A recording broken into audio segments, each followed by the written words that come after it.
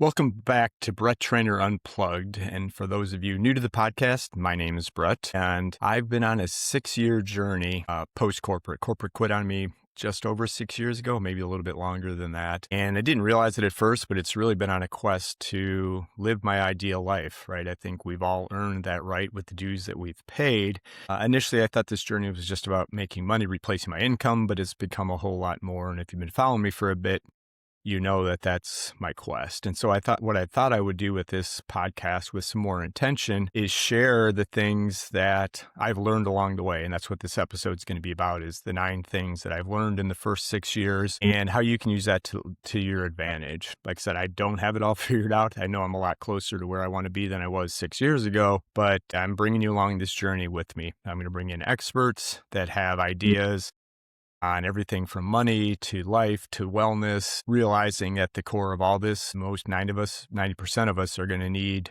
to still be able to fund that life that we want to live. So we will talk about how to make money outside of corporate, because I think that is the one big skill. But what I wanted to do with this episode is talk about the 9 things. I could have forced 10, but I didn't really want to cut one of these out that I've learned over the last 6 years that you can use as part of this process. Just to give you something to think about. So if you're still in corporate, or if you've been laid off, or even if you've gone post-corporate but haven't figured things out, I think you can hopefully you get some insights from what I'm going to share today. So first off, and again, these are no particular order. The first one, I wasn't running from corporate. I was running towards control. I didn't realize that. Again, if you followed me earlier, I was the corporate escape. And it was all about getting out of corporate. And it really was more about the corporate lifestyle. And what I've realized, again, self-reflection along the way, is that I was really running towards control. And in corporate, you don't have any control. You think you do, right? You may be day to day in some of the projects you work on, but for the most part, somebody else's time, somebody else's schedule, and they're paying you, you're trading your time for that money.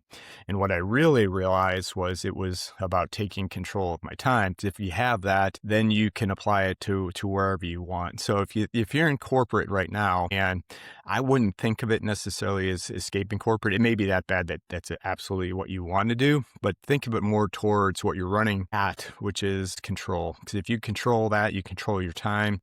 You absolutely control everything. Like I said, it took me a couple of years to figure that out, but it made my life easier going forward, knowing that that's what I was prioritizing and really optimizing for. So that's number 1. Number 2, time is the currency. And along those lines, I think grinding is absolute BS, especially over the age of 40. And if you're doing it for somebody else, there's no value to do this. You're doing tasks that aren't adding value in order to get somewhere. And if you're still in corporate doing it, you're not going anywhere. And I realized that time, back to that control, is the ultimate currency. Me, I'm closing in on 60. So I don't know how many more years. I'm trying to maximize my years, but you can't get time back. Once those hours are gone, one of my tipping points was the commute into the city, where it was 90 minutes for me each way. And I just realized that I was dedicating and donating my time to the company for this 3-hour commute. And I became very resentful of the fact. And it just became a better understanding for me that that's exactly what I wanted. Because if you control your time, you control everything, as I mentioned in number 1. But start thinking about right now in corporate, even if you're in corporate, be more intentional. Don't be everything reactionary. Because what I found myself when I was still in corporate was going through the motions and just accepting the fact that this is what it is, this is the time that I need to spend, and wasn't really even intentional with what the time I was using outside of corporate. That these are just little things that you could do right now, that if you can find those 5 to 10 hours and apply them into areas that truly will make you happier or more satisfied, the quality of your life is going to improve. It just, again, we don't necessarily always see it on ourselves. We can see it in other people. We can see it in other business owners, businesses, etc. But, starting to prioritize and becoming intentional with time is and should be one of your top priorities. Number 3 is health. Start to prioritize your health right now, because you can go through this entire process, escape, transition, build your ultimate life. But if you're not healthy, it's not going to be worth as much. You want to be able to enjoy and live the life that you have outside of corporate, but if you don't have your health, you can't do it. And again, I sacrificed my health for years, probably decades in corporate. When I was younger, I'd get up early, go before work out, watch what I ate. But over time, that just sort of gets away from you. And that's one of the things I did when I left corporate was prioritizing to this day. I mean, I have an hour and a half to 2 hours built in every morning for workouts. It could be as simple as a walk in the gym, but it became a priority. Can always be better. I don't want to necessarily go through the motions some days, but I do. But again, my recommendation to you is prioritize your health because you want to be able to enjoy the time once you have access to it. Number 4 is we overcomplicate everything. And that's especially about making money because that's kind of what corporate's taught us, right? You have to go through the process. You have to overanalyze everything. Don't make a mistake. And you think you have to have the perfect business plan, the perfect website, the perfect pitch. None of that. It really is as simple as solving a problem for somebody that has it and figuring out what the value of solving that problem is. Now, it's going to take some iterations. You're going to make some mistakes. But, the one thing that I did adopt fairly early when I was out at corporate was the Pareto principle. 80% of the value comes from 20% of the effort. So you get really good at the 20% of things. It's going to drive you quite a bit further. And one of them is you don't have to do, 6-month tests on anything. You can do a 4-hour test, a two-day experiment that you just got to get comfortable with simplifying everything. Because business owners, if you're going to sell something to other people, you got to keep it simple, where corporate loves complexity. It's job security, and you're the only one that knows how that works, or the company's the only one that knows how that works. It's the complete opposite when you get out. So start to think about, how do I simplify my life, simplify my work, and don't overcomplicate things. There's no need to do that. Number 5 is stop building your life around work and fund the life that you want instead. And again, I didn't realize I had done this for decades, but think about it. When you're in corporate, you schedule vacations around work, you schedule doctors and dentist appointments around work, you schedule workouts around it. You miss family events because that corporate job gave you, was paying the benefits, and you basically accepted that, and you're going to run your life around it. When you're outside at corporate, it's the other way around. You get to decide and define your life, and you get to integrate, if you will, use a corporate term, work back into your life to fund what you want to do. And that's the biggest difference. You become much more aware of cash flow, hourly rates, and finding projects or small experiments that will pay to fund what you need. So one of the things I tell folks all the time is when you're thinking about funding your life, figure out how much exactly you need now and in the future. It's probably going to be less than you think. And as you get older and you transition through some of life's big expenses, it's not as much as it was, right? So for me, I've got one daughter left who's engaged to be married next fall. That's my last really big planned expense that I have, right? So I'm setting up and starting to think about, how do I fund that now with some of the projects and the work that I do? And it's just really a mindset change around that. But if you think about how much time you've dedicated around your job instead of your family or your passions or whatever you want to do, start to flip that. Is it going to happen overnight? Absolutely not. But if you're aware of it, it goes back to that intentionality of time. It's going to help you rethink and reprioritize where you are spending that time. All right, number 6 is stop asking for permission. Nobody's coming. Nobody's going to answer it. And you don't have to. Again, corporate trained us to ask permission, right? Wait for acceptance of, this is the project that we're going to do. We get the sign off on those things. There is nobody, one, judging you, and nobody you have to ask permission for. Are you going to be perfect? Absolutely not. But you're not going to pay any consequences for it, right? You may not get that deal with that one client, but you'll find the next one. Where in corporate, if you make that mistake, it could put your job on the line. And so you stop doing that, but you don't have to ask permission. You've earned the right. You've paid your dues to do what you want to do, when you want to do it, who you want to do it with, and where, right? That's the 4th of this is those things. So it's uncomfortable because we've done it for our corporate career where we needed that permission. Now you don't. You have the permission. I'm giving you the permission. Give yourself the permission to go do what you want to do and start testing it right now. So, all right. So number 7, action beats planning every single time. Again, back to corporate where you overanalyze and make sure it's the perfect plan. And most of those times they just get put on shelves. Now it's just go do it. Think about Nike, right? Just do it. and learn from it, right? Again, one of the things I had to learn for myself was I like to chase a lot of shiny objects. Then I would overanalyze those shiny objects. Now I've learned to kind of put it through a little framework of, how much friction is there? How much time is this actually going to take me? What's potential value to do this for me, right? How much money can I make from it? And what is the value either to another person or to a business that I'm doing that? And with that process, go have a conversation, right? You can talk to people today and understand what their challenges, what their problems are, and without having to plan everything, right? To go solo, you don't need the perfect website. You don't need, right, your LinkedIn completely refreshed. There's things you can do over time, but it's really about taking action. And your advantage, if you do that, is most people won't. They just don't. And so if you're willing to take that first step, have that first conversation, record a podcast, you're ahead of 80% of the folks because they will not take action. So action beats planning every single time. Number 8 goes back to the time, but doing less is the whole skill. I joke about being a high functioning lazy person, and some people take offense to the term lazy. I still work hard, but what I'm trying to figure out is, what don't I need to do, right? Again, we had to take meetings. We had to do these projects. We had to do all these things. In outside of corporate, you have control. And one of the biggest things we can do is say no. Figure out what are your priorities. Think about like the old Eisenhower matrix, right? Important and urgent. Everything goes into that bucket. If it's not urgent, not important, don't do it. Except in corporate, we do a lot of that stuff. So it's really starting to put some discipline about what you say yes to. And is it getting you closer to a goal? I mean, there's probably a whole series on, picking one thing or two things to focus on and putting your attention there, because again, focus is everything. And I say that with two different ways. One is, are you working on the right thing, right? So what are your goals? What are you trying to get to? If it's money,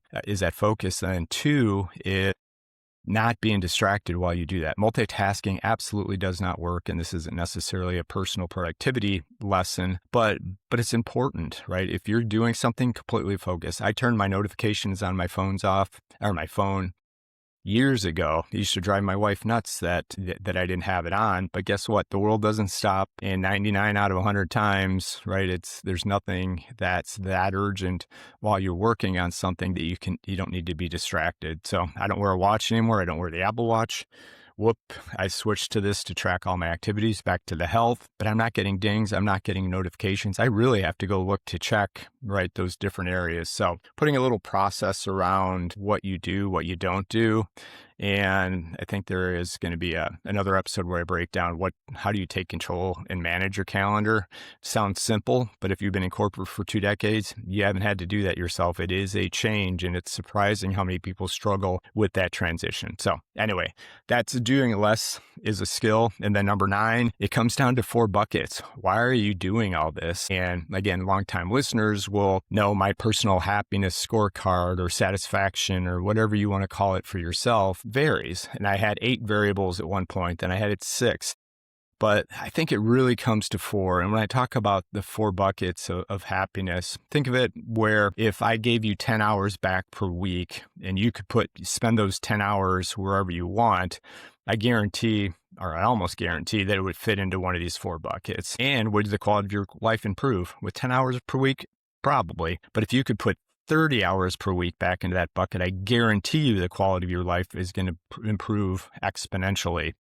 So what are those 4 buckets? The first one is relationships and connections. Are you spending enough time right now with the people you want to spend time with, right? If you're spending more time with coworkers you can't stand, or a boss that you tolerate, and not enough time with family, friends, spiritual relationships, however you want to define that.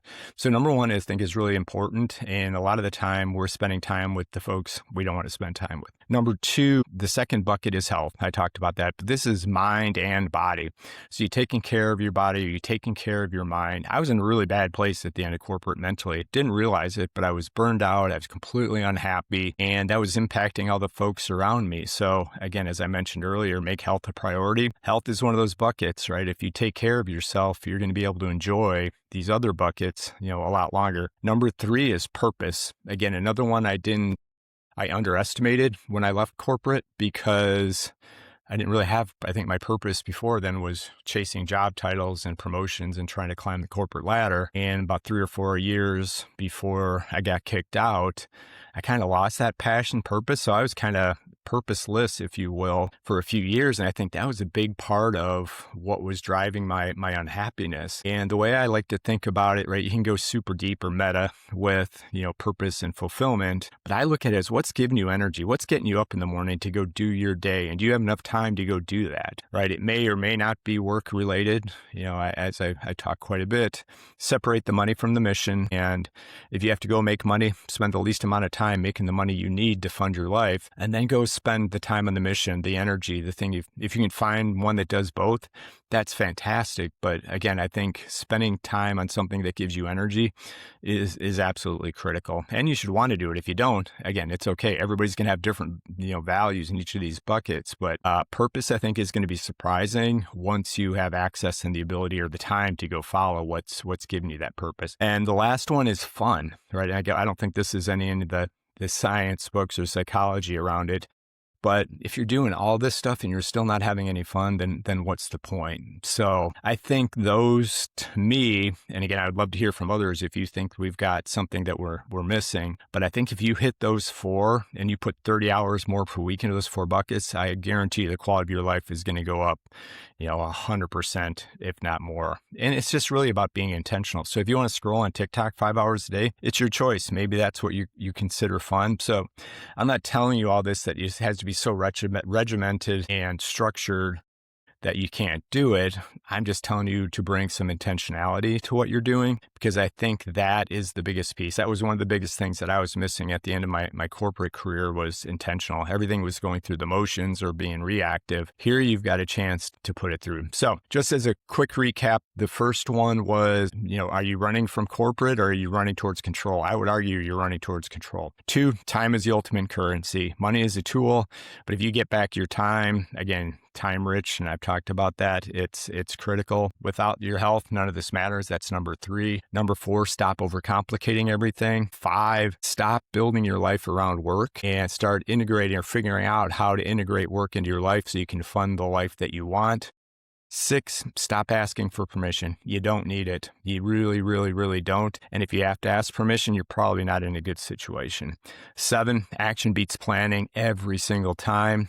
8, doing less is the whole skill, right? The more you can focus on what you're doing and the more you can eliminate, the better off you're going to be. And then 9, the 4 buckets: relationships, health, purpose, and fun. All right. So I'm still learning. I'm nowhere near the end of my journey, but these are things, I don't want to call them universals, but pretty damn close at this point that I would share with others. And these are the ones I'd make recommendations. The other thing to keep in mind as you're starting to go or think through this process for yourself, there is no one path. Everybody's going to have their own unique paths. Think about those 4 buckets. Everybody's going to be a little bit different. How much money you need is going to be different. How much money you have. And so don't try to follow somebody else's plan, but just think about it as a framework of how to get to where you want to go. And again, it's not as complicated and you're going to have to unlearn a lot of things from corporate. But once you get there, it is really freeing. And the quality of your life is going to improve exponentially. So the one plug that I will share with folks, and if you're current collective member, you'll know that we've changed the focus. Because the one thing that I have found, I love to talk about the entire picture,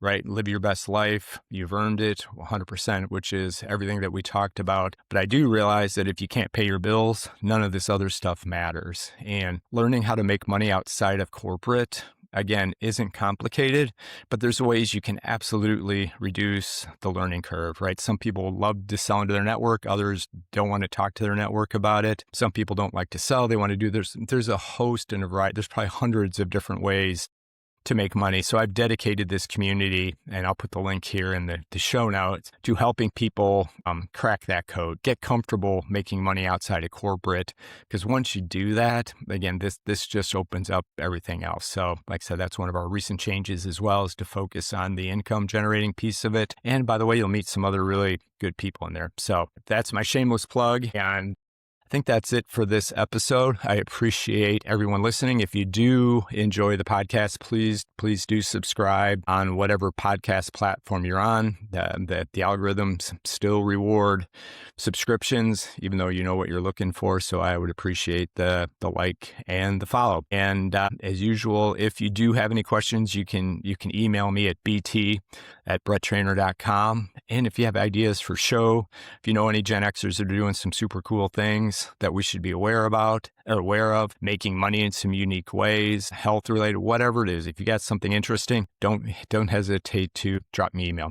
Thanks for listening, and we'll catch you in the next episode.